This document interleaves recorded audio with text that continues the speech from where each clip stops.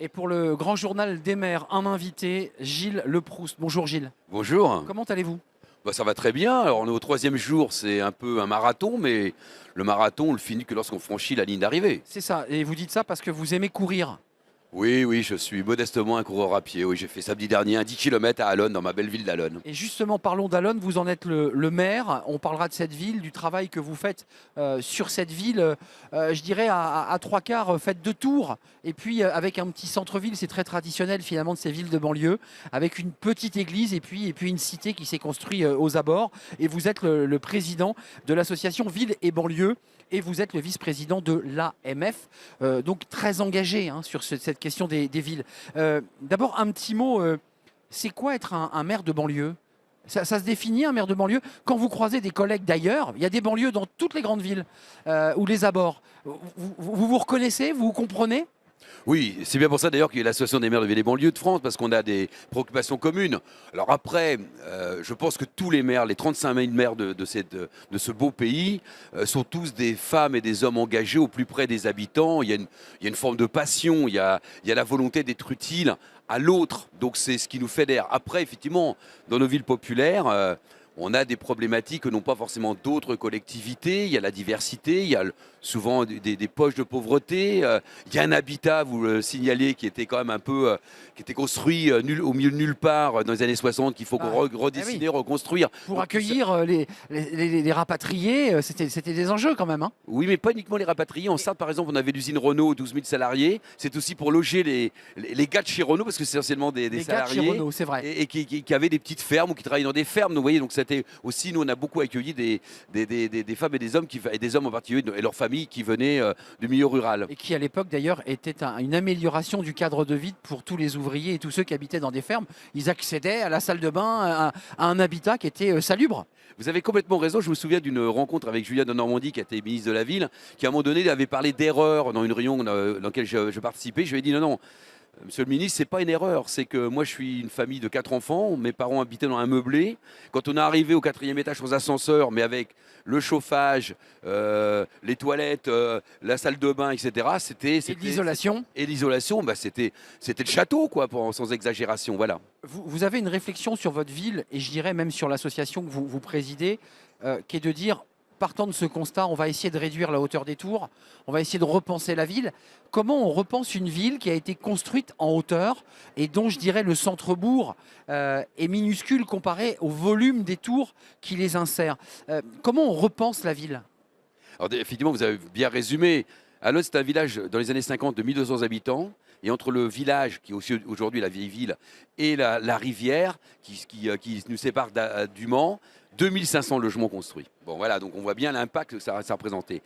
Alors, comment on reconstruit? D'où nous reconstruire avec les habitants et les acteurs de la ville. Parce que les vrais experts d'une ville, les élus, les techniciens, on fait notre boulot, mais c'est les habitants eux-mêmes. Et donc, nous le reconstruit étroitement avec eux, et avec une obsession, c'est qu'en même temps, on ne veut pas aller grappiller sur les terres agricoles, parce qu'à Allonne, on a encore beaucoup de terres agricoles. C'est vrai. Et donc, on veut reconstruire sur la ville, dans les friches, d'une manière différente. Bien sûr, on n'aura pas forcément des bâtiments de 9-10 étages, mais quand même, on est très attentif à ne pas dénaturer, j'ai compris, et pas faire qu'on n'ait plus de terres agricoles dans nos territoires.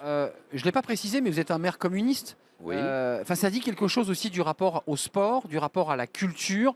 Il y a un gros travail de fait sur la musique classique. Vous êtes très engagé sur le sport.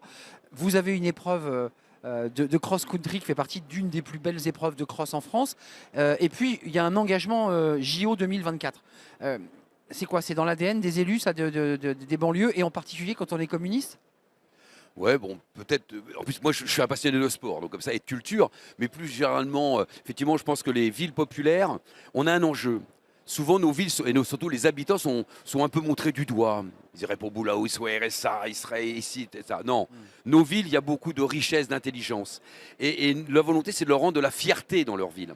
Et que nous pensons que à la fois la culture et le sport, c'est des éléments qu'il faut ouvrir pour faire du beau dans nos villes. Voyez, vous faisiez référence à la musique classique, ça peut paraître atypique. Nous, on a un parrainage avec Zaya Zoni, la grande chef d'orchestre Divertimento, depuis une dizaine d'années, toutes nos écoles élémentaires ont une classe orchestre sur 2 ans. On met à disposition des instruments et je peux vous dire, elle vient d'ailleurs le 1er décembre à Lone faire un concert avec son orchestre.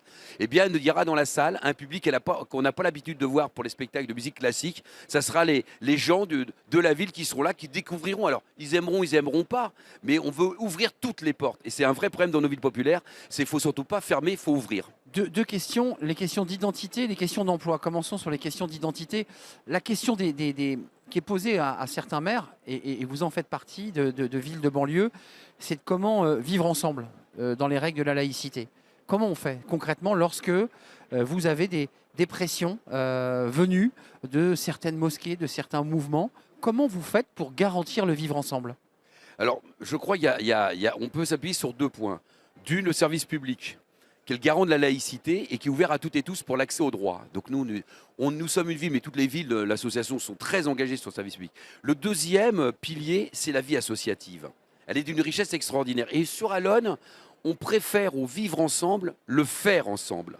C'est-à-dire que le faire ensemble, ça oblige, parce qu'on peut vivre ensemble sans jamais se rencontrer. C'est vrai. Mais le faire ensemble oblige sur un objet qu'on a décidé en commun, au-delà de nos différences, de travailler pour cet objet. Et c'est comme ça qu'on produit des choses et qu'on surmonte, je dirais, parfois certaines, mais quelles qu'elles soient, replis sur soi. Replis et identitaires, à Oui, bien certains sûr, égards, des replis je veux identitaires. dire que rien n'est gagné définitivement et c'est toujours un combat, il faut être attentif. Mais globalement, sur la ville d'Allonne, je crois qu'on a réussi à relever ce défi.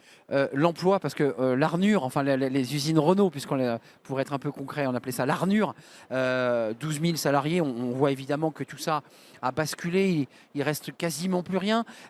Comment on réindustrialise? Comment on redonne de l'emploi? Comment on recrée tout ça? Alors vous allez me dire, moi le maire d'Allonne, je fais ce que je peux, mais c'est une question fondamentale qui est posée à vos habitants. Vous avez raison, ce qui plombe le plus, si je peux prendre cette expression un peu populaire, nos villes, c'est quand même la question de la précarité Évidemment. et du chômage.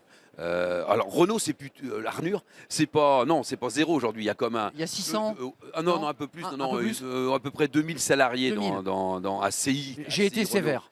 Bien, mais effectivement, ça n'a plus rien à voir. Alors certains nombre d'ailleurs de sites de production qui étaient dans l'usine Renault ont été vendus. Et par exemple, il y a le site des transmissions qui a été construit sur Allonne avec environ 1000 salariés entre les CDI et les CDD. Donc, vous voyez, donc effectivement, on travaille avec Le Mans Métropole, on travaille avec l'agent de développement du Mans, qui font un excellent travail pour essayer effectivement d'attirer, d'amener des entreprises. Vous avez de la place, excusez-moi, il y a beaucoup de maires qui se plaignent de ne pas avoir de foncier. Vous avez du foncier. Ça, c'est un enjeu fort pour un maire. Tout à fait. Mais alors, alors par exemple, ces 10 dernières années, on a réintroduit avec ces différents partenariats 1200 emplois sur la ville. Et donc, alors, c'est pas forcément des créations d'emplois, il y a eu des délocalisations même de Le Mans Métropole, mais ça permet quand il y a des départs d'offrir et de possibilités au travail des job dating, excusez-moi ce mot un peu anglais, avec les entreprises pour ouvrir aux Allonnais pour permettre justement qu'ils puissent trouver un endroit pour on fait matcher l'offre et la demande. Voilà.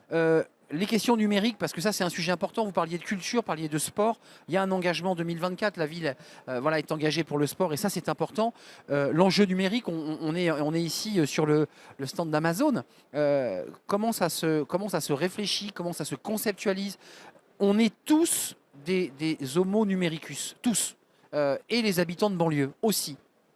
Alors, permettra un vous parliez du sport et notamment, c'est vrai que nous sommes très engagés avec le Conseil national des solutions, donc une quarantaine de villes, 10 fédérations sur des olympiades sportives. On a la volonté que les Allonnaises, mais l'ensemble des habitants des quartiers populaires puissent participer comme spectateurs aux Jeux Olympiques. Et donc d'ici là, on va démultiplier les actions avec les fédérations, avec les clubs locaux qui font un travail remarquable. Sur le numérique, il y a une fracture du numérique en milieu rural, en milieu urbain. Parce que c'est pas parce qu'on a un smartphone qu'on se maîtrise quand il y a une démarche administrative à faire. Et aujourd'hui, on voit bien qu'avec la suppression de nombreux emplois dans les services de l'État, dans les différents opérateurs, on renvoie tout le monde sur le numérique et on les renvoie souvent au mur. Donc nous, on a mis en place, d'ailleurs dans le cadre d'un dispositif national, un tiers-lieu numérique qu'on appelle le Cube et qui est un lieu avec des salariés qui accompagnent les habitants pour justement permettre le CV, la réponse à tel document par rapport à la CAF, à la demande de logement, par rapport... Enfin, le passeport,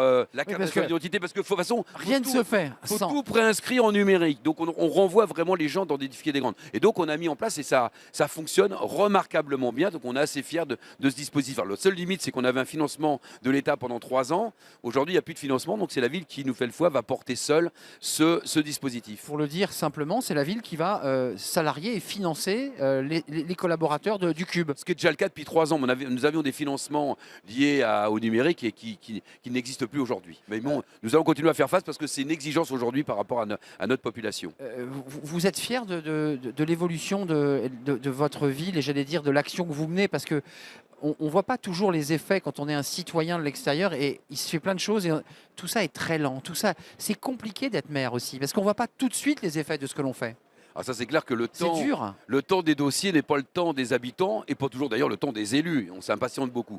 Oui, je suis assez fier de ce qu'on fait collectivement parce que le maire, c'est le chef d'orchestre d'une équipe, à la fois d'élus, mais y compris des services municipaux et y compris qui travaillent avec des partenaires. On est des villes de banlieue où on a été construit en bloc dans les années 60. Donc on est dans une reconstruction, des démolitions, reconstruction, réhabilitation. On construit des établissements publics accueillant les habitants. On a fait une maison des arts, on a un théâtre en résidence. Vous voyez, oui, il y a une fierté parce que je pense qu'on répond, malgré le contexte compliqué, à beaucoup d'attentes des habitants de notre ville. Alors, il y a encore plein de choses à faire, hein, soyons lucides. Hein. Et puis, parfois, on fait des bêtises. Mais on en fait d'autant moins qu'on travaille beaucoup avec les habitants. Mais ce qui est intéressant dans ce que vous nous dites, et je pense que c'est le débat que vous avez avec vos collègues des banlieues, des villes de banlieue, c'est ces villes, elles existent, elles ont besoin d'exister, elles sont souvent brocardées, pour ne pas dire méprisées dans les médias. C'est parfois très difficile à vivre pour vous. Vous le ressentez comme ça? Oui, bien sûr. C'est pour ça que je vous ai parlé tout à l'heure de redonner de la fierté aux habitants. Ouais. Parce que le regard, ce qui est renvoyé sur eux, parfois, est quand même lourd. Voyez. Donc, moi, c'est vraiment stigmatisant. Je vous avais utilisé le terme que je partage complètement. Donc, nous, vraiment notre volonté, les maires de ces villes populaires, elles sont de banlieue, mais sont avant tout populaires, c'est de redonner de la confiance avec des actes concrets du quotidien, voyez, parce que dans le même temps, dans nos villes, on le voit bien élection après élection, l'abstention grandit, donc il y a une crise de la politique, il y a une crise du rapport à la chose publique et politique. Et donc là, on a un enjeu pour faire république, et les communes et nos villes populaires en particulier sont un élément déterminant. Je vous pose la question à vous, mais je l'ai posée à tous les élus qui sont venus sur ce plateau. Donc, si vous n'aviez pas été maire, vous auriez fait quoi? Bon, déjà, avant d'être maire, vous avez une vie de fonctionnaire auparavant? J'étais fonctionnaire territorial dans l'office HLM. Pour moi, maire, c'est pas un métier, c'est un engagement aux côtés de la population, alors qui se complexifie de plus en plus. Parfois, on peut se sentir seul. C'est pour ça qu'on a besoin d'être dans des associations comme Ville et Banlieue. Mais je prends beaucoup de plaisir. Et puis quand je serai plus maire, je continuerai à donner du temps pour l'intérêt général. Parce que je crois que ce qui caractérise les élus et les maires, c'est créer les conditions de la réponse à l'intérêt général. C'est quand même tout de même une belle fonction parce que c'est évidemment vous êtes à portée de claque des habitants, mais vous êtes quand même au plus près de leurs besoins et capable de répondre dans des délais qui sont beaucoup plus rapides que ceux d'un député, d'un ministre et j'allais presque dire d'un président de la République.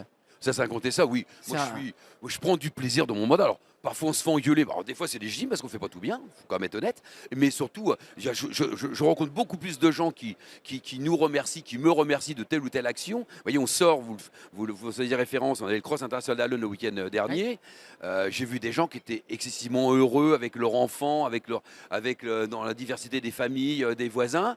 Eh bien, je suis sorti de ce week-end avec la banane et je suis arrivé au Congrès des maires avec cet enthousiasme. Allez donc courir sur les bords de la Sarthe, au pied d'Allonnes. C'est un très joli parcours au bord de l'eau. Bon, faut le faire peut-être pas en hiver, plutôt au printemps. Hein, on le fait toute saison. Vous courez en hiver aussi, monsieur le maire? Toute l'année. Eh bien oui, c'est important. Quand on est un vrai sportif, on court l'hiver. Merci, c'est un vrai plaisir de vous accueillir sur le plateau du Grand Journal des maires. Gilles Leproust, maire communiste d'Allonnes, président de Ville et Banlieue, l'association Ville et Banlieue, et vice-président de l'association des maires de France. Combien d'habitants d'ailleurs à Allonnes, on ne l'a pas dit? 11 200. 11 200, je rappelle qu'il y avait 1900 habitants avant qu'arrive... Oui, 1200. 1200 habitants, c'était un village. C'était un village. Merci Gilles Leproust, c'est un vrai plaisir de vous accueillir sur le plateau. Merci à vous, évidemment, pour ce grand journal des maires en immersion ici, porte de Versailles, au Salon des maires, bien entendu. À très très bientôt.